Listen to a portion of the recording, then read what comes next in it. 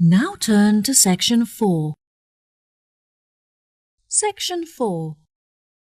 You will hear a part of a lecture in a series of lectures about chain stores in the UK. First, you have some time to look at questions 31 to 40.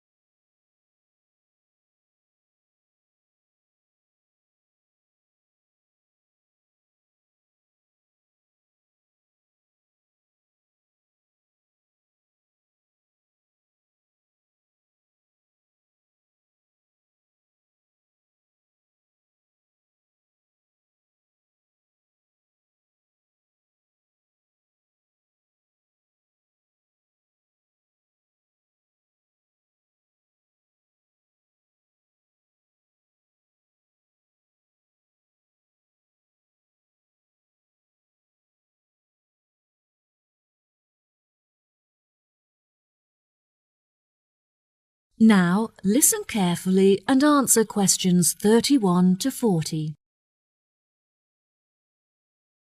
Welcome, ladies and gentlemen, to the second lecture in our series on chain stores in the UK. Today, I will be focusing on a very successful global petrol company called Telsa, paying particular attention to their expansion and future development. There will be time for questions at the end, so please refrain from interrupting during the talk. When it was founded, the company was a family-run organization with only one shop open in a small town in southern England. The family was able to compete with other local companies by offering special discounts for returning customers, which resulted in a huge expansion of their client base. This strategy was so successful that they were able to open petrol stations across the country, subsequently increasing their market share in England. Within a decade, Telsa were running establishments throughout the UK, including Wales and Scotland. By comparing the sales income from all of their stores, they were able to collate data that highlighted which areas were the most profitable and receptive to their business. They discovered that by closing the less profitable stations in the south of Scotland, they could increase the income from their other more profitable stations. This example demonstrates the importance of constantly monitoring and maintaining a clear view of the finances of the company. Once the expertise required to run the company had exceeded the abilities of the family, they needed to hire professional consultants. After assessing the company's financial statements, the consultants advised that Telsa close the head office of the convenience stores in Oxford. They deemed the head office unnecessary and identified it as a financial drain on the company, as the premises were expensive to run and generated no income. In order to avoid firing any employees, they transferred over 200 staff to other offices and retrained them to carry out their new roles. Now that Telsa had conquered the petrol market in the UK, they were able to branch out into other niche areas that offered prospects for profits.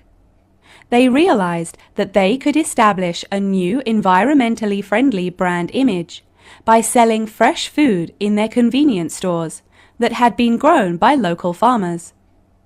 This strategy would not only broaden the scope of the company, but also help to strengthen its relationships with local communities. Every year, Telsa holds a meeting in London where all of the consultants and managers meet to discuss future plans for development and improvement. These meetings are essential to the evolution of the company, as feedback is heard from all levels of the organization, from the sales staff to the CEOs. They did this by assigning every manager the task of holding staff discussions, at which ideas and concerns would be passed on for evaluation at the meeting. Tesla decided to accommodate the individuality of each of their stores instead of forcing them to conform to one overriding company identity. They realized that by increasing the flexibility of the profit-making strategies of each of the retail stores, they subsequently became more commercially successful. The level of staff satisfaction also increased as a result, as the individuals felt that they were not being constrained to one way of thinking. To avoid misunderstandings and mistakes, any future changes were introduced in stages in order to familiarize the staff with the new regulations. Now it's time to conclude the lecture for today, so I will leave you with some food for thought before you leave. In order to run a successful business, one cannot underestimate the importance of maintaining an open mind when deciding on strategies for expansion. Sometimes it's necessary to employ an independent consultant who can offer an objective and unbiased view on the running of your company. Emotion will only ever cloud your ability to make business-related decisions. Research suitable case studies and look at how department stores, for example, were able to alter their organizational structure whilst minimizing costs and staff redundancies.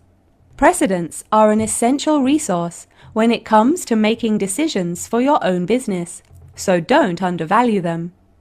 Well, that wraps up our lecture for today. If there are any questions, That is the end of section 4. You now have half a minute to check your answers.